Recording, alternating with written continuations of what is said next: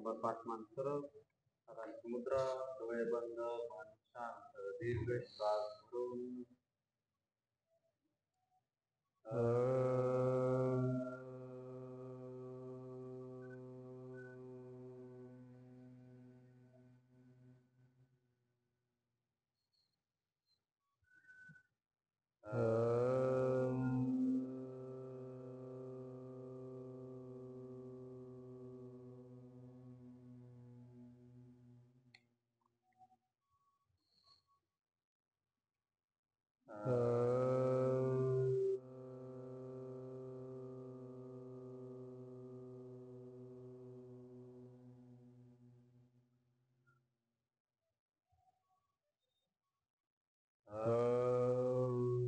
कृष्णाय वासुदेवाय हरये परमात्मने प्रणतः क्लेशनाशाय गोविन्दाय नमो नमः।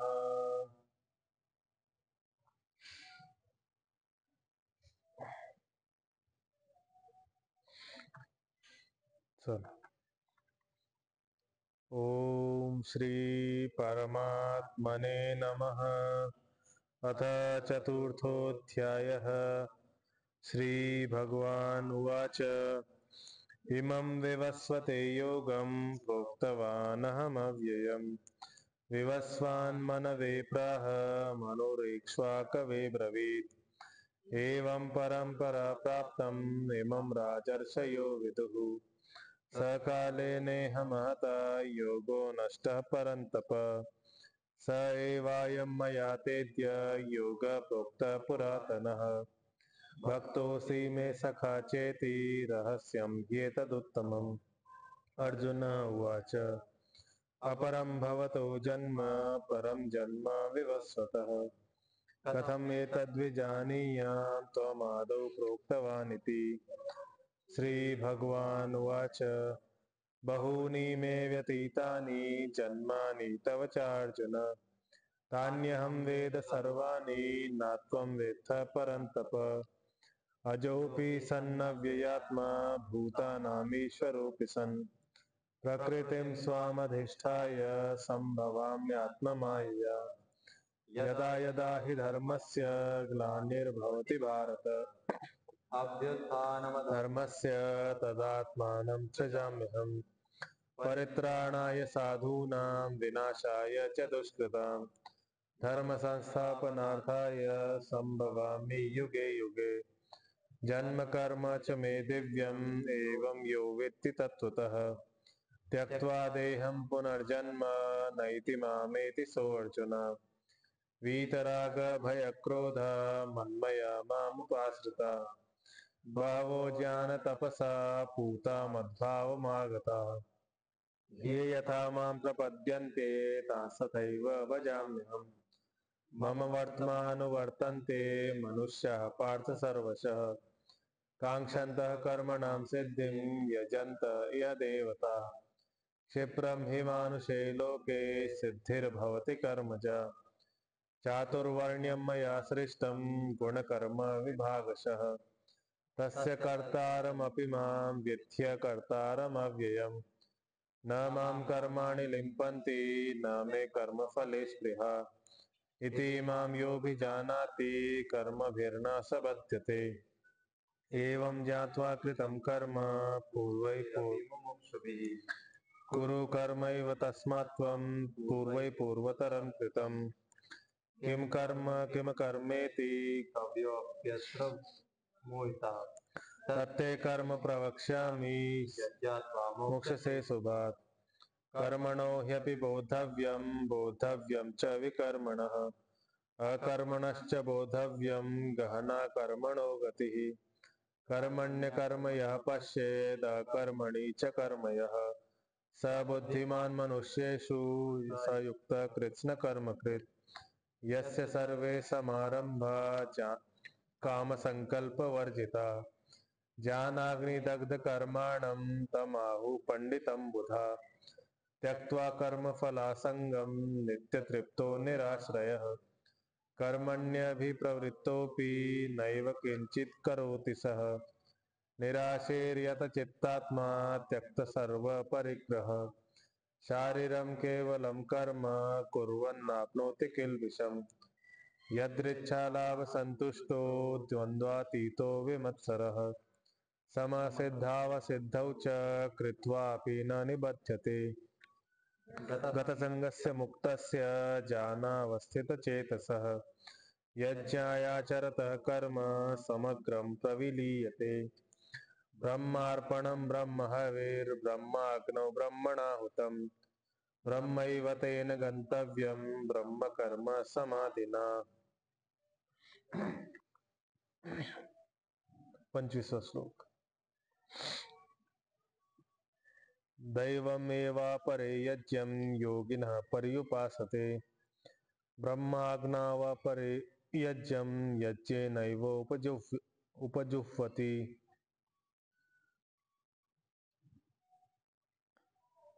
दैवम एव अपरे. ठीक आहे. दैवम म्हणजे देवयज्ञ, जे देवतांना मानून यज्ञ करतात. यज्ञ म्हणजे कर्म करतात. ठीक आहे. देवतांना समोर ठेवून कर्म करते. जसं कोणी अग्नीसाठी करते, कोणी वर्षासाठी करते, कोणी वायूसाठी करते, कोणी इंद्रासाठी करते, असं.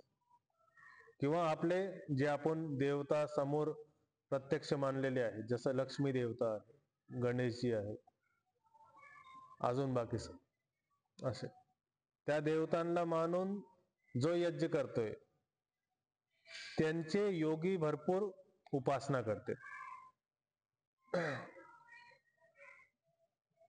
दैवम एव अपरे. अपरे म्हणजे दैवांना यज्ञ करणारे जे लोक आहेत त्यांना योगीजन, अपरे योगी, ते उपासना करते, त्यांची उपासना करते. यज्ञ करणाऱ्यांची उपासना करते, देवांची उपासना करते असं.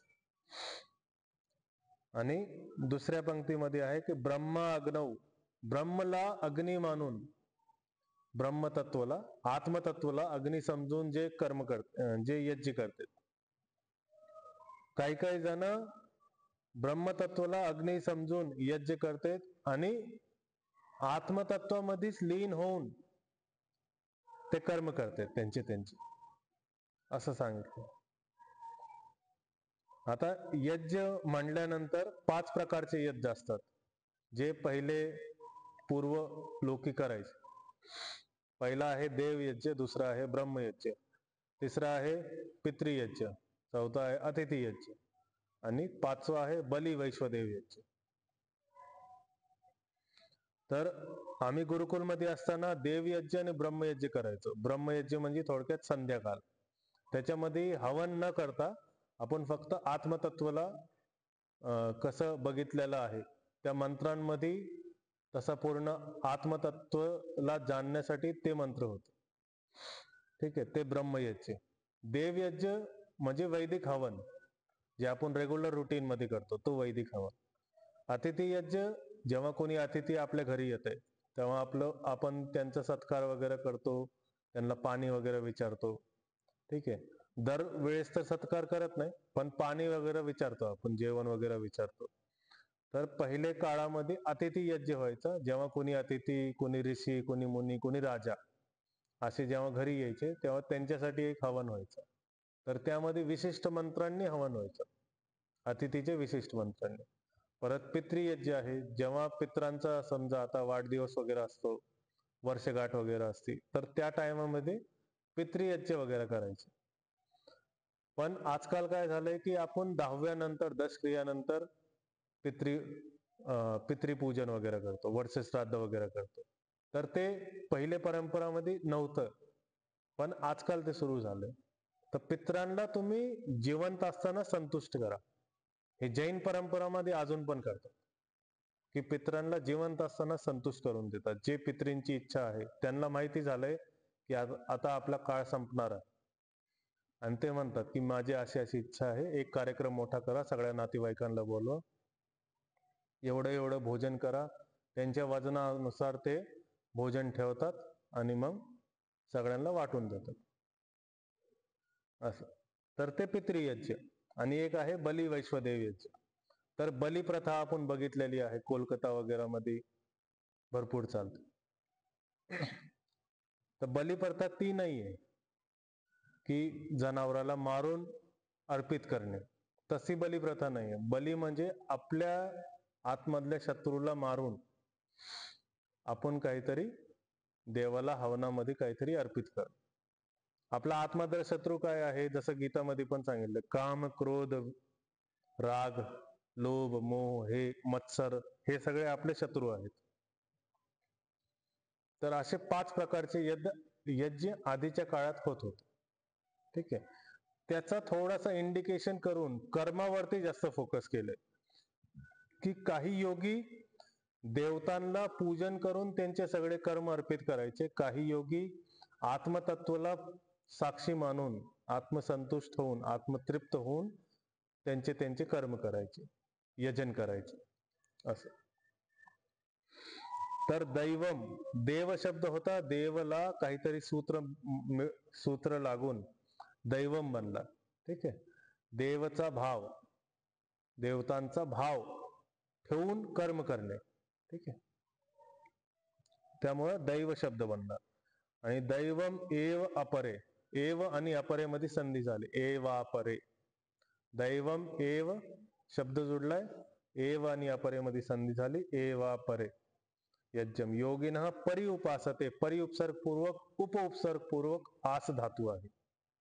तर आस धातू बसण्यासाठी पण येते, आस धातू होण्यासाठी पण येते. ठीक आहे. तर इथं होण्यासाठी आस धातू आलेली आहे. पण उपासते म्हटल्यानंतर की उपासना करणे, उपासना करणे, परिउपसर्ग पूर्वक, उपउपसर्ग पूर्वक. परि ह्याचा अर्थ असतो की सगळीकडून, चारी बाजूनी, चारी दिशांनी. आणि उप म्हणजे समीप. तर चारी बाजूंनी समीप बसून त्यांची उपासना करणे, देवांची उपासना करणे. त्याच्यानंतर ब्रह्मा अग्नौ, औकार होता, ब्रह्मा अग्नौ. ब्रह्म आणि अग्नीमध्ये संधी झाली, ब्रह्मा अग्नी. आणि अग्नीमध्ये औकार होता, ब्रह्मा अग्नौ. ईच्या जागेवरती औकार होता. औ आणि अपरे जुडला. जसं काल पण सांगितलं होतं, औ आणि अपरे समोर आला तर आव असा शब्द होतो, आव असं संधी होती. तर आव परे, ब्रह्मा अग्नौ आणि अपरे असे 2 शब्द आहेत. त्यांना मिळून ब्रह्मा अग्नाव परे, अग्नाव परे. यज्ञम, यज्ञेनैव, यज्ञेन एव, यज्ञेन, न मध्ये होता, आणि एकार मिळून ऐ बनला. तर यज्ञेनैव उपजुह्वती, उपउपसर्ग पूर्वक इथं हू म्हणजे हवन करणे, या अर्थामध्ये धातू आलेली. तर जुह्वती अशी क्रिया बनलेली. तर उपउपसर्ग पूर्वक जुह्वती अशी क्रिया आहे. आणि एव आणि उप मध्ये संधी झाली, तर एवोपजुह्वती, यज्ञेनैवोपजुह्वती असं. ठीक. पहिला पाद आहे दैवम, दैवमेवापरे यज्ञम. संधी सोबतच म्हणा, दैवमेवापरे यज्ञम. दुसरा पाद आहे योगिनः पर्युपासते, पर्युपासते. ठीक आहे, संधी सोबत म्हणा. तिसरा आहे ब्रह्माकनावपरे, ब्रह्माकनावपरे यज्ञम, यज्ञम पर्यंत. आणि चौथा पाद आहे यज्ञेनैवोपजुह्वती. ठीक आहे, थोडस कठीण जाईल, उच्चारण घेऊयात. दैवमेवापरे यज्ञम, दैवमेवापरे यज्ञम् योगिनः पर्युपासते, योगिनः पर्युपासते. ब्रह्माग्नावपरे यज्ञम, ब्रह्माग्नावपरे यज्ञम् यज्ञेनैवोपजुह्वति. यज्ञेनैवोपजुह्वति. सगळे सोबत. दैवमेवापरे यज्ञम, योगिनः पर्युपासते, ब्रह्माग्नावपरे यज्ञम, यज्ञेनैवोपजुह्वति. दैवमेवापरे यज्ञम, योगिनः पर्युपासते, ब्रह्माग्नावपरे यज्ञं यज्ञेनैवोपजुह्वति. 26वा श्लोक. श्रोत्रादीनीन्द्रियाण्यान्ये संयमाग्निषु जुह्वति. शब्दादीन् विषयान्यन्ये इंद्रियाग्निषु जुह्वति. हे बघा क्लिष्ट संधी आलेली आता. ठीक आहे. तर शब्द आहे श्रोत्रादीनी. श्रोत्रादीनी, आदीनी म्हटल्यानंतर श्रोत्र आणि त्याच्यासारखे इंद्रिय. तर श्रोत्र आणि ज्ञान इंद्रिया सगळे. तर श्रोत्र, त्याच्यानंतर डोळे, नाक, जीभ आणि त्वचा.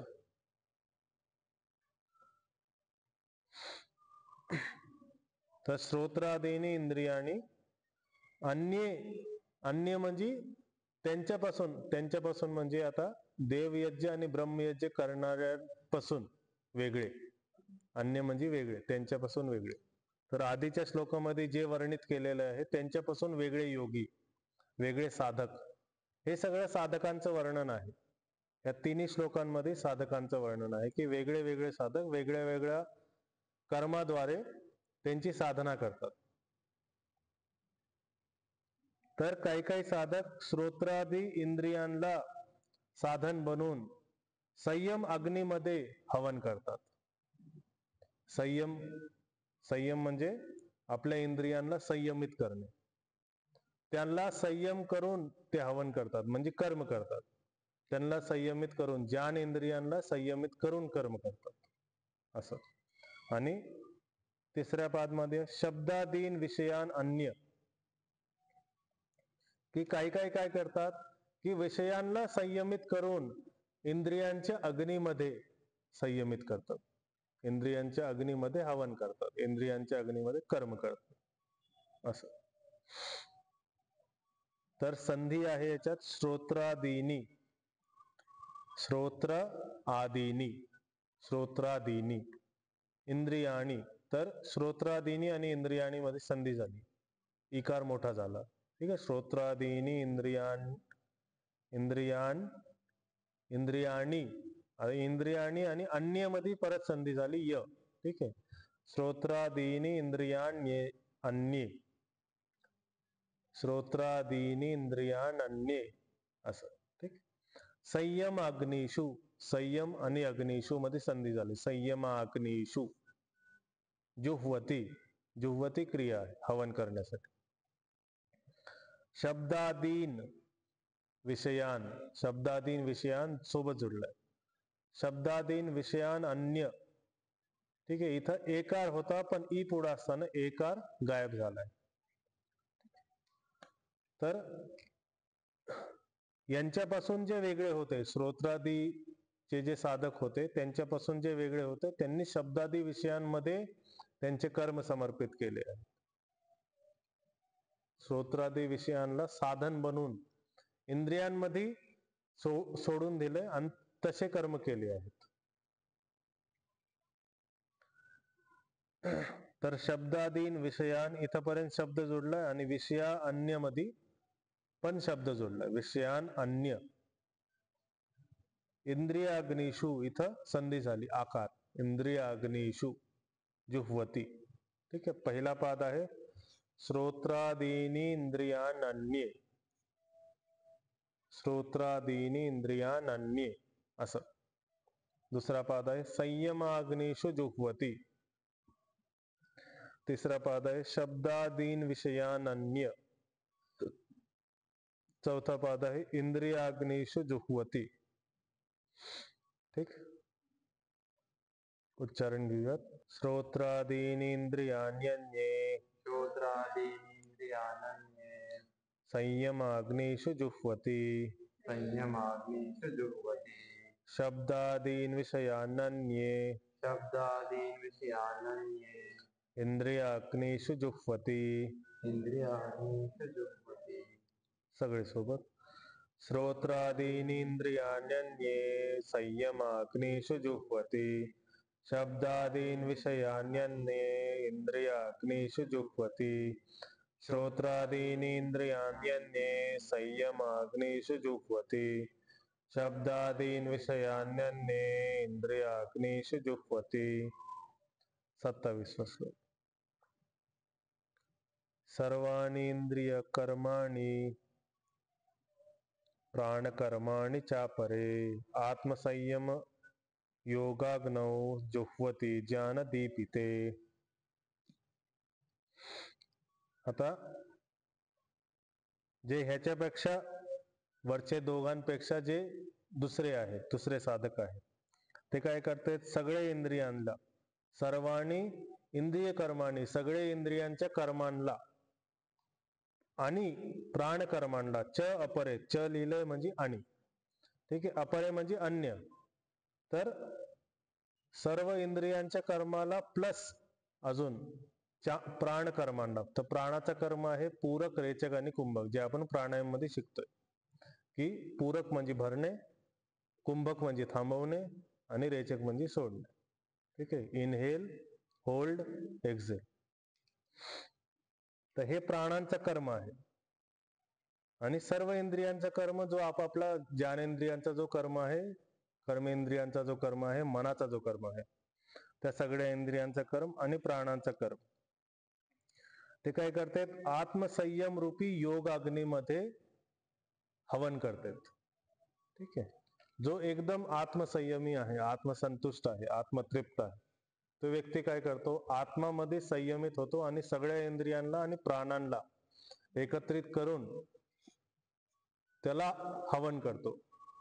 कशाच्या माध्यमातून?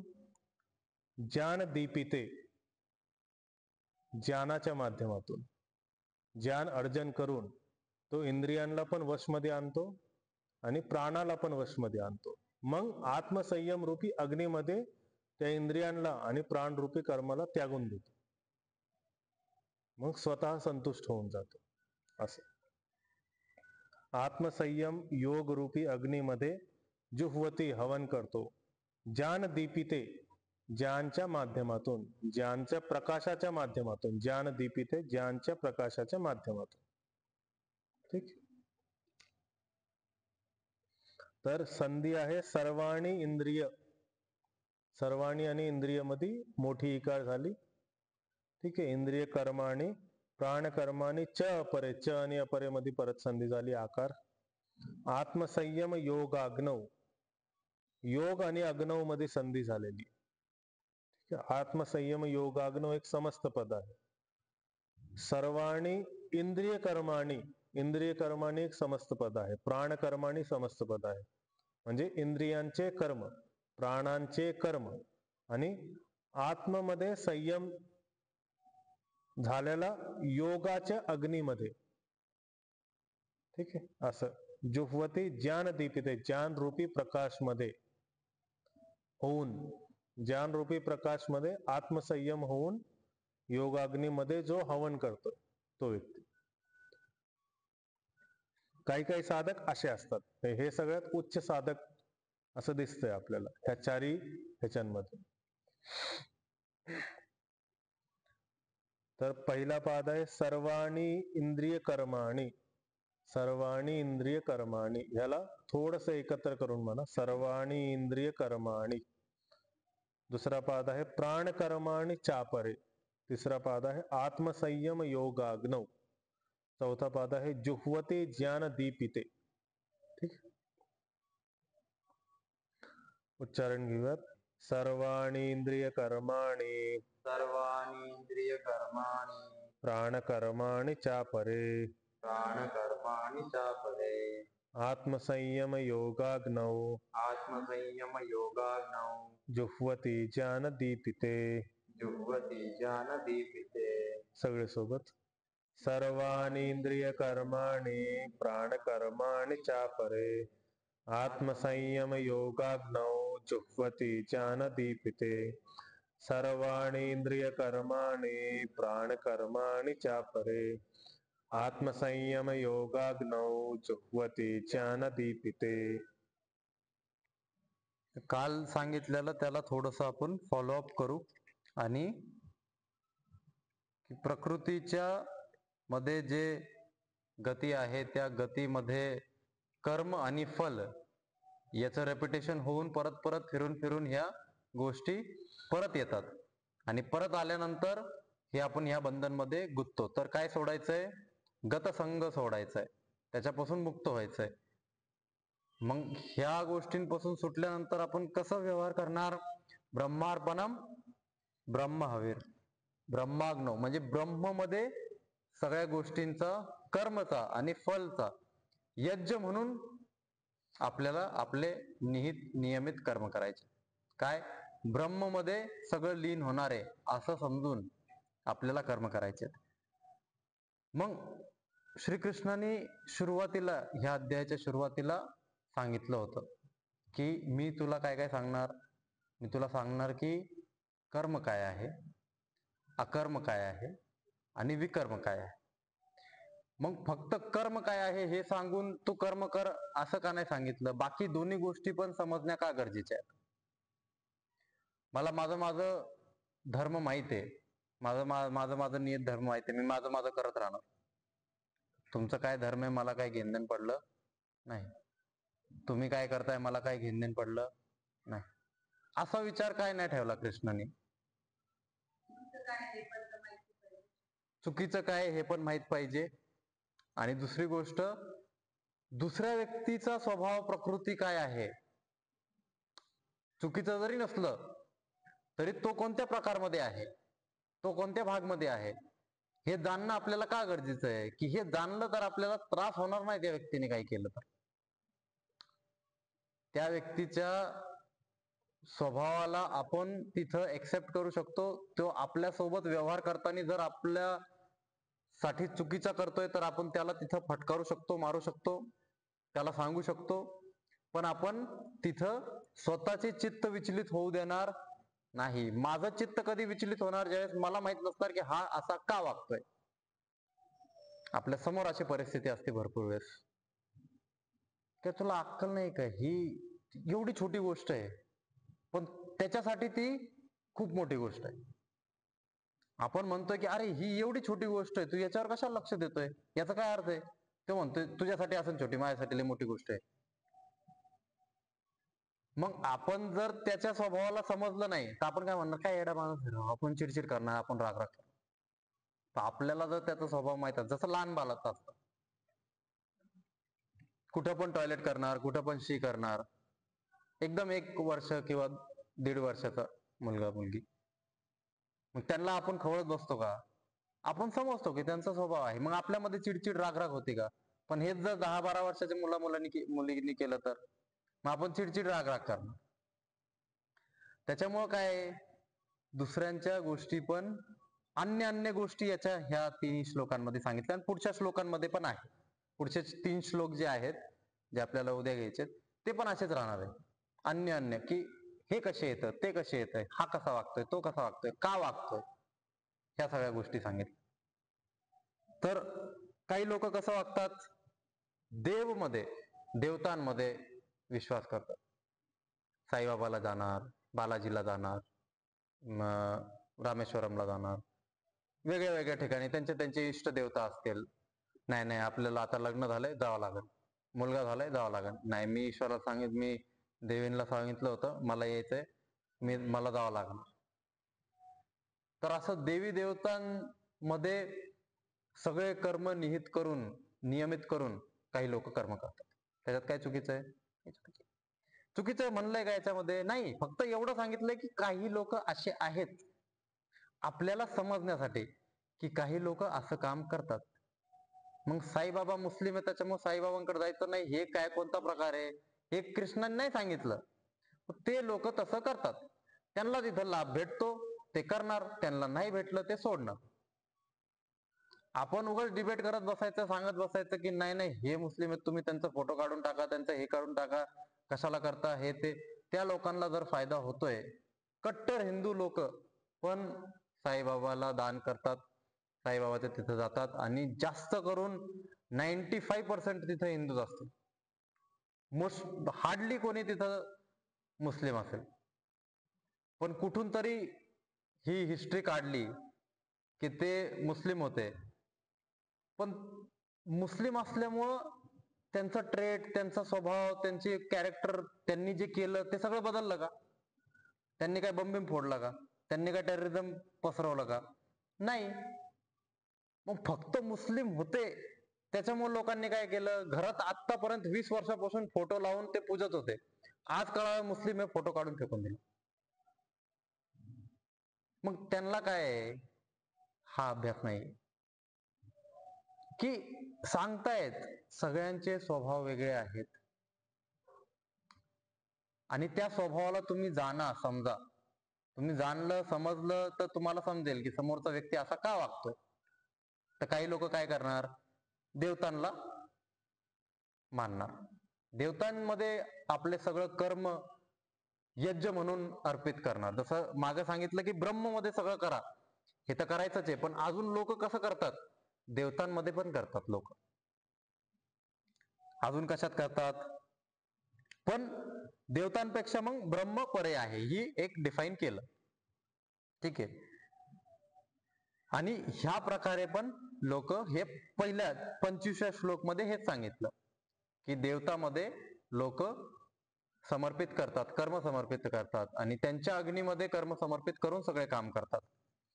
आणि 26व्या श्लोक मध्ये काय सांगितलं की आता आपण वेगळ्या वेगळ्या प्रकारे इंद्रियांमध्ये कसं होतं, श्रोत्र आदी इंद्रिय म्हणजे कान, नाक, डोळे, त्वचा आणि जिव्हा, हे जे इंद्रिय येतं यांच्या मध्ये संयम करून, याला कंट्रोल करून जे कर्म करतात, असे पण काही योगीजन आहेत. ते काय करतात की कंट्रोल, डोळ्यांना काय पाहायचंय काय नाही कंट्रोल करून ठेवलंय, कानाने काय ऐकायचं कंट्रोल, मला नाही, हे नाही ऐकायचं, मला हे वाईट आहे, मला नाही पाहिजे. तुम्ही पाहिलं असं, जसं माझी मम्मी टीव्ही लावली आम्ही, जर तिथं मारामारीचा पिक्चर चालू आहे, ते मारामारीचा पिक्चर नको पाहू, मग त्यांना ते पाहायचंच नाहीये. त्यांनी काय केलंय, इंद्रियांना संयम केलंय. असे लोक पण असतात. काही कानांना, मला नाही ऐकायचं, हे बंद कर, मला हे चवच नाही करायचे, हे कारलं मला खायचंच नाही, किंवा हे जास्त तिखट मला खायचंच नाही, मला हे स्पर्शच नाही करायचं, हे घाण आहे, छी. असं संयम पण लोक करतात. याच्यामध्ये चुकीचं सांगितलंय का श्रीकृष्णांनी? नाही, फक्त सांगितलंय की असे लोक आहेत, तुम्ही जाणून घ्या की हा असा वागतोय, म्हणजे त्यांनी काय केलंय, त्यांनी त्याचे कर्म त्याच्यामध्ये समर्पित केलेत. तुम्ही त्याला असं नका म्हणू की तो चुकीचा आहे, किंवा तो खूप हे करतोय, ईर्ष्यावादी आहे, किंवा तो नेगेटिव्ह काम करतो. नाही, असे लोक आहेत, असे योगी म्हणलाय श्रीकृष्णाने, यांना योगी म्हणलंय की ते संयम तर करतात ना, काहीतरी चांगल्या मार्गाला एखाद्या गोष्टीमध्ये तर जातात ना. शेवटी ब्रह्ममध्ये करणं हे सगळ्यात परे आहे, सगळ्यात सर्वोच्च आहे, उत्कृष्ट आहे. पण अशा प्रकारचे लोक पण करतात, तर त्यांचं पण आपण समजलं पाहिजे, त्यांना पण आपण समजलं पाहिजे. आणि मग तिसऱ्या पादमध्ये शब्दाधीन विषय, म्हणजे शब्दादी विषय काय आहे, शब्द जे मी बोलतोय, जे मी ऐकतो. आता याच्यामध्ये काय आहे, थोडंसं समजावं लागेल की शब्दाधीन विषय, हे विषय येतं, कशाचे विषय येतं, इंद्रियांचे विषय येतं. पण ह्या विषयांना काय करतात ते लोक, इंद्रियांमध्ये अग्नी, म्हणजे इंद्रियांमध्ये ते त्याला आहूत करतात. म्हणजे काय करतात की डोळ्यांना जर चांगलं पाहायचंय, चांगलं पाहणार, जब ईश्वर ने अपने को इतना अच्छा सब कुछ दिया है तो हम इसका भोग क्यों ना करें, असे पण लोक आहेत. डोळे कशाला दिलेत मग ईश्वराने, चांगलं पाहायलाच दिलेत. मग तोंड कशाला दिलंय, माझं तोंड आहे, मी काही बोलेल, शब्दादी म्हणजे मी काही बोलेल, मग काही पण शब्द बोलेल. मग हे शब्द आदी जे विषय आहेत, या विषयांना काय करतात, ते इंद्रियमध्ये तृप्त करतात. इंद्रियमध्ये अग्नी, जसं अग्नीमध्ये समर्पित करतो आपण, तसं ते इंद्रियमध्ये त्या विषयांना समर्पित करून, याचं सगळ्यात मोठं उदाहरण आहे ओशो. ओशो ओशो ऐकलंय, रजनीश ओशो? डॉक्टर नाही ऐकलं. त्यांचं कसं गणित आहे, ते म्हणतात की तुम्ही एवढं भोग करा की तुम्ही भोग करून करून तृप्त होऊन जाता. सगळे भोग करा, तुम्ही सगळे भोग करा, तुम्हाला खायचं आणि चांगलं खा. मग हे जे शब्दादी विषय जो हा आहे, अशा प्रकारचे व्यक्ती तो ओशो आहे. तुम्हाला खायचं तुम्ही खा, तुम्हाला संभोग करायचा तुम्ही संभोग करा. मग त्यांच्या आश्रममध्ये ते पण चालायचं. ठीक आहे. त्याच्यामुळे इंडियामध्ये ते खूप फेमस आहेत. आता पण लोक त्यांना ऐकतात, फॉलो करतात सगळ्या. तुम्ही एकदा त्यांचे कोट्स, त्यांचे व्हिडिओज पहा. खूप असं तुम्ही ऐकताना तुम्ही मोहित होऊन जाता त्यांच्या आवाजामध्ये. एवढं सुंदर बोलतात ते. ठीक आहे. आणि संत आहेत चांगले, खूप भयानक नॉलेज. पण ह्या प्रकारे त्यांनी योगला स्थित केलं. काय की हा इंद्रियांना तृप्त करा, तृप्त करत राहा, तृप्त करत राहा, तृप्त करता करता करता करता तुम्ही मुक्त होऊन जाता. सगळ्या इंद्रियांना तृप्त करा. डोळ्यांना तृप्त करा, जिभेला तृप्त करा, त्वचाला तृप्त करा, नाकाला तृप्त करा, कानांना तृप्त करा. हे कशाने तृप्त करणार? शब्द आदी विषयान अन्य. काय अशा प्रकारचे पण लोक आहेत जे विषयांना इंद्रियामध्ये तृप्त करून मग योग स्थित करतात. असे पण लोक आहेत जे विषयांपासून इंद्रियांना वडून तृप्त करतात. ठीक आहे. ह्या दोन गोष्टी ह्या श्लोकमध्ये सांगितल्या.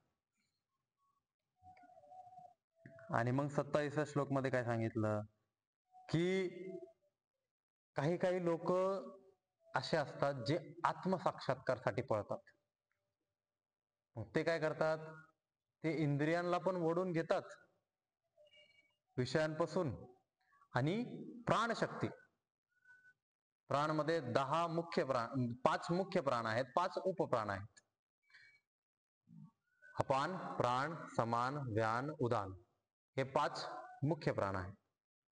देवदत्त, क्रिकल, धनंजय, नाग, कुर्म हे उपप्राण आहेत. आपल्या शरीरामध्ये जे पण व्हायटल फोर्स आहे, जसं माझं हा एक फोर्स मुळे मी श्वास घेतोय, हे प्राण आहे.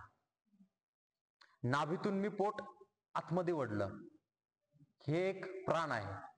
खालून मी आतमध्ये वडलं, अक्षवलं, खालून अक्षता येतं आपल्याला, मूलबंध म्हणतो आपण त्याला, ते एक प्राण आहे. इथून आवाज काढतोय मी, हा एक प्राण आहे. श्वास घेतल्यानंतर हा इथं जातोय, पण ही एक श्वास बाहेर पडताना नाकातून आणि मेंदूमध्ये पण एक त्याचा फ्लो मेंटेन आहे. तो जो फोर्स आहे तो पण एक प्राण आहे. पूर्ण शरीरामध्ये हे जे स्नायू, हा जो मुवमेंट आहे स्नायूंचा, हा पण एक प्राणमुळे होतोय. तर हे फोर्स आहेत. आता मी हात नाही हलवते, पण इथं मुवमेंट होतोय. तर हा जो मुवमेंट होतोय, आता हात नाही हलवत, पण हा जो मुवमेंट होतोय हा व्यान प्राणमुळे होतो. हे प्राण आहे. खाली जे करतोय ते अपान आहे, वर उदान आहे. असे 5 मुख्य प्राण. आणि हे जे डोळे बंद करतोय हे क्रिकल, धनंजय, देवदत्त, हे वेगळे वेगळे प्रकारचे, जे हिचकी येते किंवा डोळे बंद येतात किंवा उबासी येते, तो जो फोर्स आहे, डोळे बंद करण्याचा जो फोर्स आहे, हे सगळे शरीरामध्ये शरीराला चालन व्यापनसाठी जे फोर्सेस आहेत, ते फोर्सेस वेगळे वेगळे उपप्राण आहेत. छोटे छोटे जे छोटे आहेत ते उपप्राण आहेत. जे मोठे आहेत, मोठ्या मसल्सला पकडून धरतात, मोठ्या मसल्सला ऍक्टिव्हेट करतात, ते प्राण आहेत. तर अशा सगळ्या गोष्टींना कंट्रोल करणार आणि इंद्रियांना कंट्रोल करणार तो काय आहे? तो आत्मसाक्षात्कारसाठी पळतो. आणि आत्मसाक्षात्कारची त्याला ओढ आहे, इच्छा आहे. आणि अशी इच्छा उत्पन्न करणारा व्यक्ती कशाद्वारे पुढे जातो? ज्ञान अग्नीद्वारे पुढे जातो.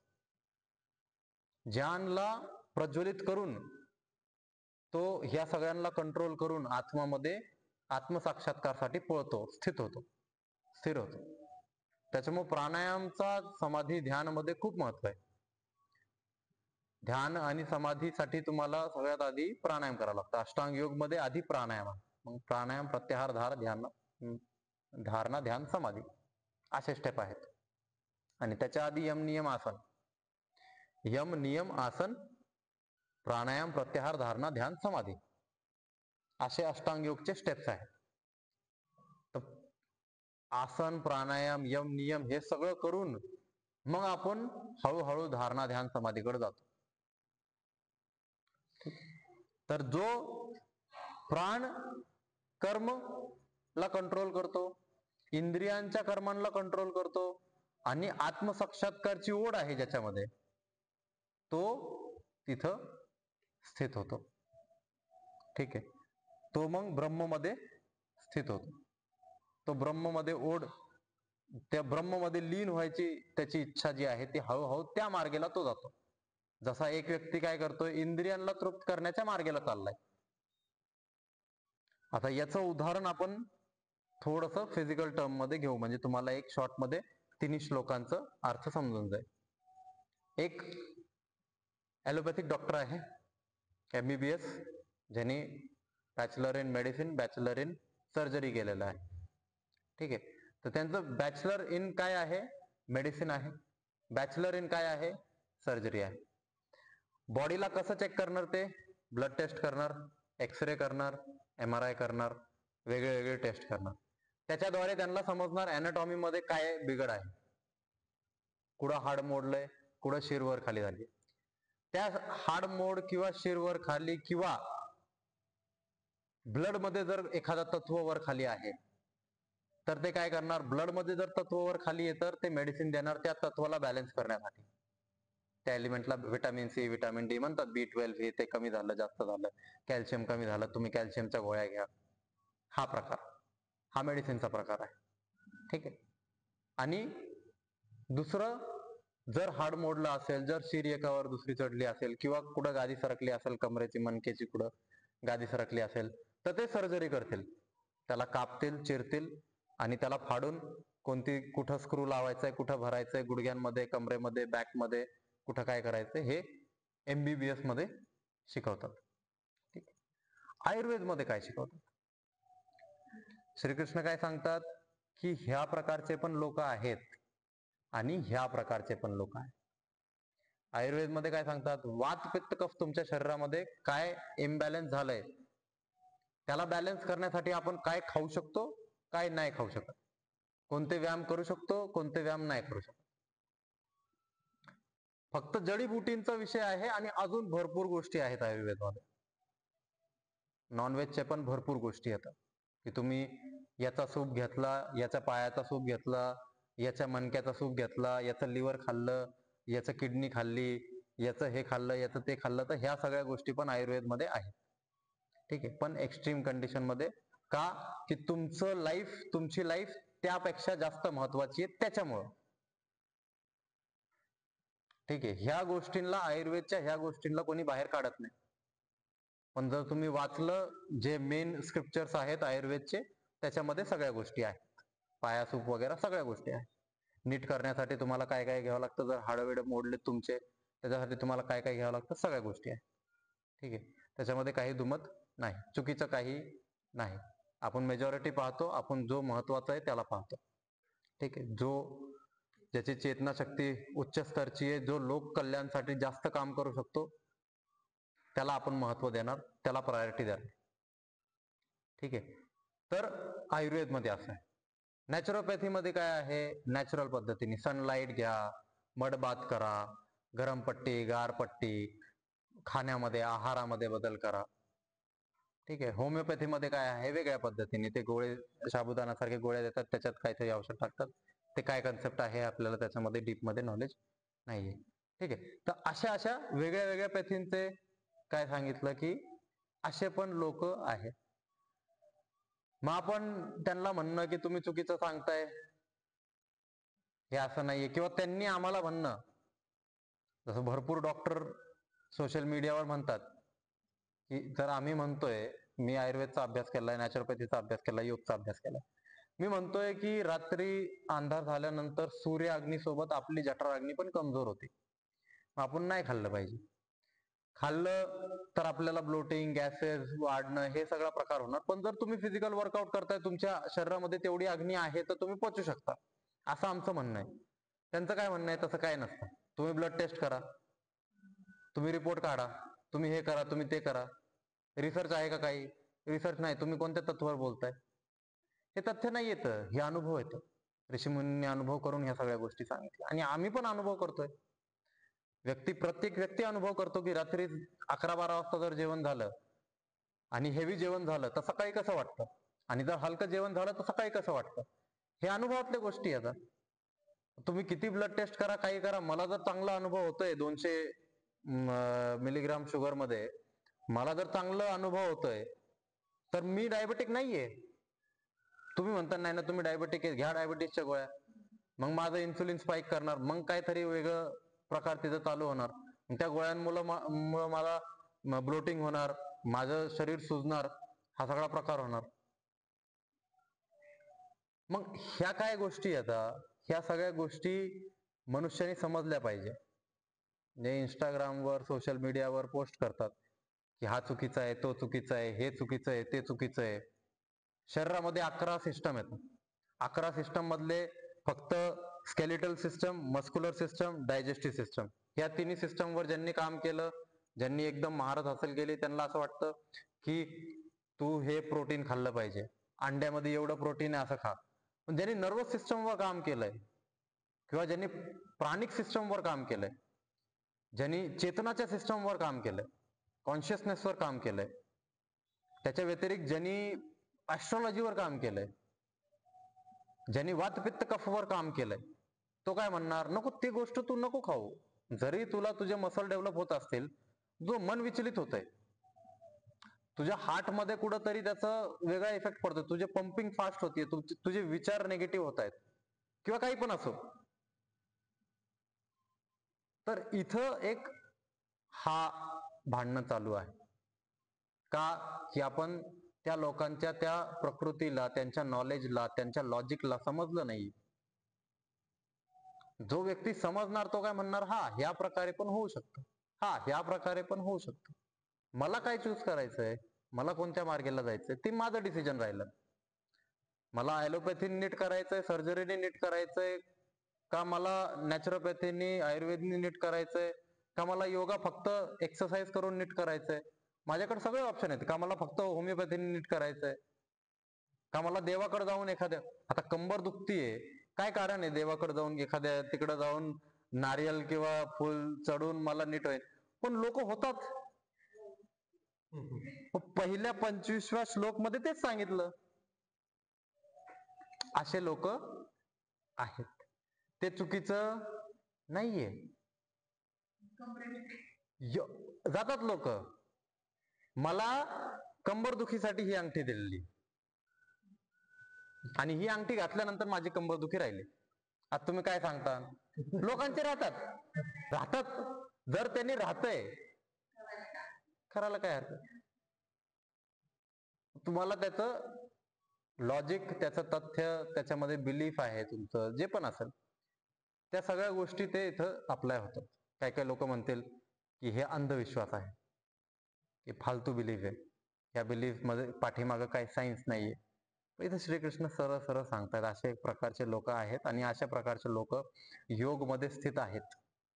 ओशो आहे, तो एक प्रकार सांगतोय, त्याला लोक मग म्हणत राहणार. तुम्ही आज जाऊन पहा, त्याचे 1-2 व्हिडिओ 5-5 मिनिटाचे तुम्ही पहा. रजनीश ओशो, त्याचा तुम्ही आवाज ऐकला तुम्ही मोहित होऊन जाता. ठीक आहे, काही प्रश्न आहेत? आता घाई करा. शांतीपाठ घेऊयात. कंबरपाठ मान सरळ, हातांची मुद्रा, डोळे बंद, मन शांत. दीर्घ श्वास भरून